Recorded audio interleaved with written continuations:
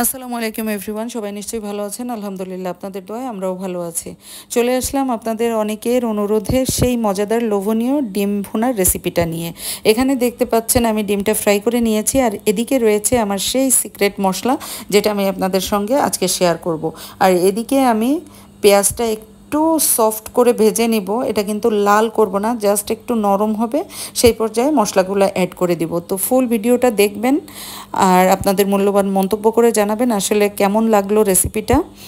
Like comment share করবেন, follow দিয়ে পাশে থাকবেন। তো এই যে দেখেন, পেঁয়াজটা কিন্তু অলরেডি আমার সফট হয়ে গিয়েছে, আমি কিন্তু লাল করিনি। হ্যাঁ, তো এখানে আমি দিয়ে দিচ্ছি সেই আমার সিক্রেট মশলাটা। এখানে আছে আদা, রসুন, পেঁয়াজ, কাঁচামরিচ, গোটা শুকনা মরিচ, আর হচ্ছে মেইন উপকরণ যেটা, সেটা হচ্ছে সরিষা।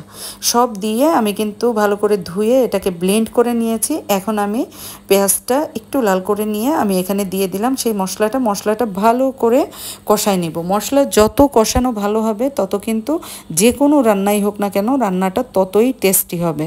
তো এখানে দেখেন মশলাটা খুব ভালো করে কষিয়ে আমি এখানে দিয়ে দিলাম পাউডার মশলাগুলোও অ্যাড করে দিচ্ছি। জিরার গুঁড়া দিয়ে দিয়েছি, ধনিয়ার গুঁড়া, লবণ দিয়ে দিলাম স্বাদ মতো, পরিমাণ মতো হলুদ দিয়েছি।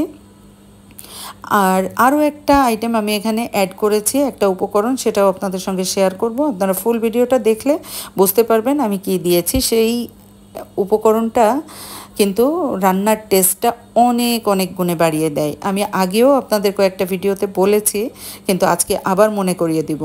তো এখানে দেখেন অলরেডি মশলাটা তেল তেল উঠে এসছে, তার মানে অনেকাংশেই মশলাটা আমার কষানো ভালো মতো হয়ে যাচ্ছে। তারপরেও আমি একটু পানি দিয়ে আবার কষিয়ে নিব। এটা যত বেশি ডিমের মশলাটা যত বেশি কষানো হবে, ততই কিন্তু ভালো লাগবে খেতে। তো আমি এখানে দিয়ে দিলাম মশলাটা, যেহেতু টকবক করে ফুটে উঠেছে, জালে থাকতেই আমি দিয়ে দিলাম গোটা কাঁচামরিচ, আর তার সাথে আমি আর একটু শুকনা মরিচের গুঁড়া অ্যাড করে দিলাম। একটু ঝাল ঝাল যারা পছন্দ করেন খেতে, তাদের জন্য কিন্তু এটা। আর আরও একটা বিষয় আপনাদের সঙ্গে শেয়ার করছি আমি, আপনারা যদি চান এটা কিন্তু শুধু কাঁচামরিচ দিয়ে করতে পারবেন, সেটাও খুবই টেস্টি হয় খেতে। আমি আগের ভিডিওতে কিন্তু কাঁচামরিচ দিয়ে করেছিলাম, সেটা সবুজ সবুজ কালার হয়েছিল এবং খেতেও কিন্তু দারুণ। জাস্ট আজকে আমি কাঁচামরিচের জায়গায় আমি লাল মরিচটা ব্যবহার করেছি। আপনারা চাইলে লাল মরিচও ব্যবহার করতে পারেন, আবার কাঁচামরিচটাও ব্যবহার করতে পারেন। আমি যে ব্লেন্ডার করেছি যে মশলাটা, ওই মশলাটার সাথে আপনারা গোটা লাল মরিচ দিবেন না। যদি আপনারা সবুজ মরিচের ভুনাটা খেতে চান, তাহলে সবুজ মরিচটাই ইউজ করবেন। কোনোভাবেই লাল মরিচের গোড়া কিংবা গোটা লাল মরিচটা ইউজ করবেন না, তাহলে কিন্তু ওই সবুজ কালারটা আসবে, ওটা একটু অন্যরকমের, দেখতেও ভালো লাগে, বাচ্চারাও খুব পছন্দ করে খায়, একটু ইউনিক মনে হয় আর কি, এবং টেস্টটাও কিন্তু ডিফারেন্ট আসে। মশলা কিন্তু সেম থাকবে, জাস্ট গোটা লাল মরিচের জায়গায় গ্রিন মরিচটা ইউজ করতে হবে।